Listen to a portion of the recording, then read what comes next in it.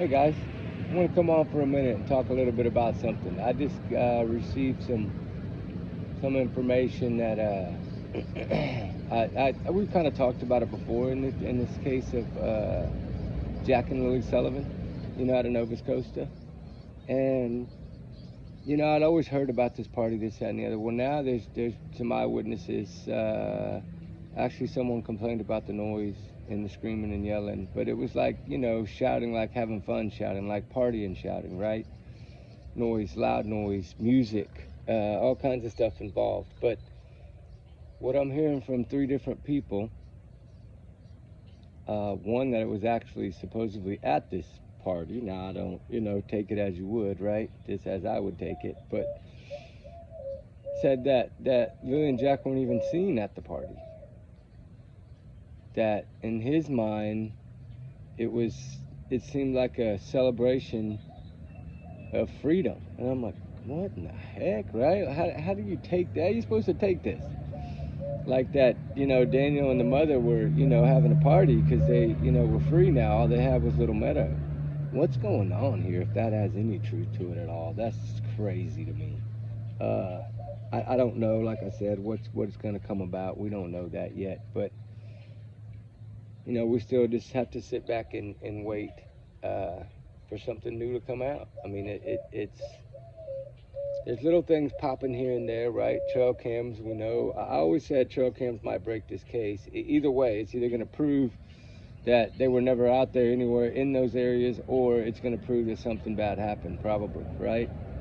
Uh, I don't know. But one thing that's really bugging me is about this lie detector test that he supposedly has taken. Well, law enforcement's not supporting him or backing him in it at all. They actually won't even comment on it. Well, if they had given him a test, they would have commented on it, right? They would have been like, yes, but I can't share results, right? That's what they would have told us. We've heard it many a times before. That's not happening here.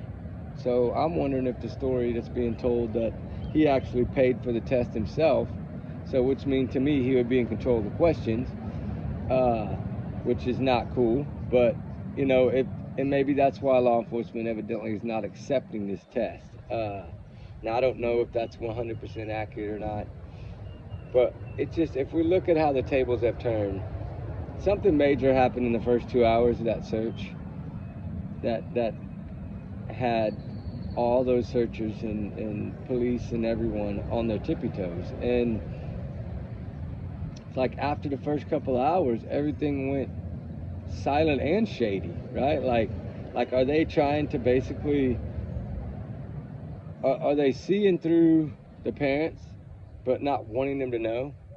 Have they discovered something that they're trying to finish completing that involves the parents and they don't want them to know? So they're trying to play a game of, silence the public, keep the mom and dad feeling like they're comfortable, right? I don't know. I don't know if that's the game that they're playing. It's starting to look that way, the way they built that box. Like I said before in the video, kind of like they're boxing them in, like old school techniques. And I mean, I just wonder what they really know, right?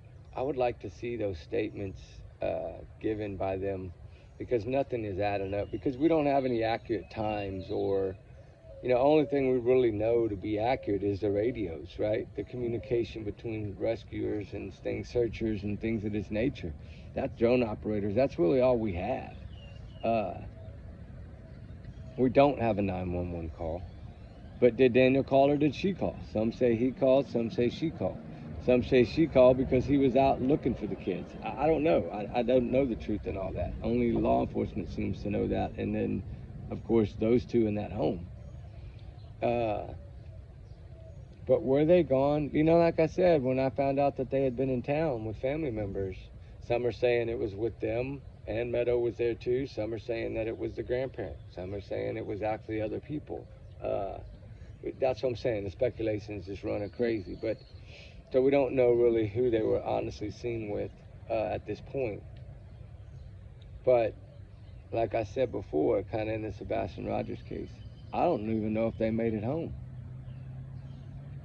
I don't know if they made it home, right? We don't know that. We just know they were seen out, but we don't know if they made it home. Only the parents know that. That's kind of weird, though. You're staying home sick, but you're seen in public in a little bitty area like that where you know the teachers are going to find out. Like, I don't know.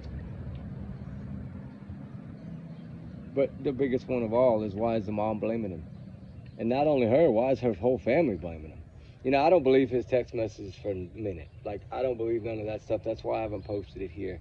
I think that's a bunch of BS. I think they're pointing fingers at each other since day one. But if you look at it, he's the one talking, she's the one silent. But she's also the one that's not there. That either she left on her own willingly blaming him, or CPS involved, or he's correct and Daniel's mom kicked him out. Well, why would he say that she left me, she ghosted me, if you know that your mom kicked him off the property? Like that, you see what I'm saying? Like, his stuff is not adding up whatsoever. He seems to be the only one breaking rules and jumping the fence and running off in the woods when he's told not to. But then blames it on another guy. Well, that guy in camouflage said I could do it. No. You know, the law enforcement told you to stay there. Stay put. That means stay put. So why did he do that? Now that just throws another red flag in the wrench of, was he going out there to make sure that nothing was visible or something of this nature, right? He knows that land like the back of his hand, right? This is a man that knows every inch of those square woods, right? He grew up there, but yet he can't find these kids. Make that make sense. If he's supposed to be such a big shot and he can run through the rivers and waist deep water and scream and yell till his voice hurts and tell the same story over and over, word for word, same pace, same breath, like, that don't make sense, man. It's just not adding up. I think they're both guilty. In my opinion, they both know something more than they're telling. I do believe that. I believe they know where these kids are. And hopefully it'll all come out, right? I just want to take a few minutes of y'all's time to get that off my mind. But anyway, we'll talk later, guys. You have a blessed day. We love y'all, guys. Remember, you know, truth for Jack and Lily is a must. We have to keep fighting, just like Sebastian and all the other cases. We got to keep them in the spotlight and keep digging. Summer Wells, too. Summer Wells' case reminds me of this case a lot. No signs of an abduction by law enforcement. No, you know, all these things are the same, similarities. Only the stories of the parents. That's all we have. Sad, right? All we have is the red flags and the lies that keep coming out. That's it. That's what we got. That's what we got to work with. Just like Summer Wells. That's what we got to work with. Parents that say things that make them look so dang guilty, but yet nothing ever happens. Wow. We'll see if this one turns out the same. I think there's a slight chance right now that it might. If they don't have enough by now, they don't have enough, period. That's how I see it. Now, a lot of my sources say they got enough, but I'm not. I was told that in Sebastian Rogers' case too, and we don't see any of that yet. So, like I said, I'm going to take that as it is, just like I want y'all to take it, right? These are just my alleged opinions, guys, my thoughts, my free speech. You know, don't take it as fact, take it as what we're hearing out there. That's just what we're hearing. But I'm not here to worry about some of the stuff that I don't believe has any relevance to the case. What we know is their stories don't add up. A mom's not begging for her kids, not pleading for her kids, not even giving a dang about her kids, it looks like. We're told his mom kicked her off the property. CPS has been involved with before in their life, supposedly been there to that house, I believe, before as well. And somewhere else the mom lived. I don't know if this is all fact, but it's what's out there. So does any of it, you know, when you hear from locals, I always say trust the locals, right? Because the locals know. I'm not saying that every local is going to be straightforward. But the majority of them, this is their community, and they're going to stand up for it. So do I think that what the locals are saying out there? Yes. That trail cam evidently sees a shadowy figure carrying a blanket. Yeah, that could possibly be. It's around the same time that they're supposed to have wandered off in the woods. I don't know. There's a lot coming out, and a lot that you can't really take it to heart that's coming out, right? But there's a lot of stuff flowing. It's just nothing's glowing, right? Nothing's glowing truth yet. So we need to keep it as it is and keep focused. Somewhere someone knows.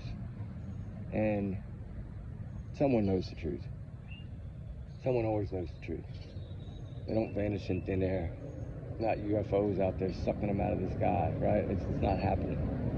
But anyway, just remember, guys, these are my opinions, allegedly, and everyone's innocent until proven guilty in the court of law. So with that said, trigger warning times 100 million. Y'all have a blessed day. Keep them all in your prayers, guys. They need us. Just like Alyssa made her way to the police station, right? Miracles happen every day. All right, guys, talk soon. Bye.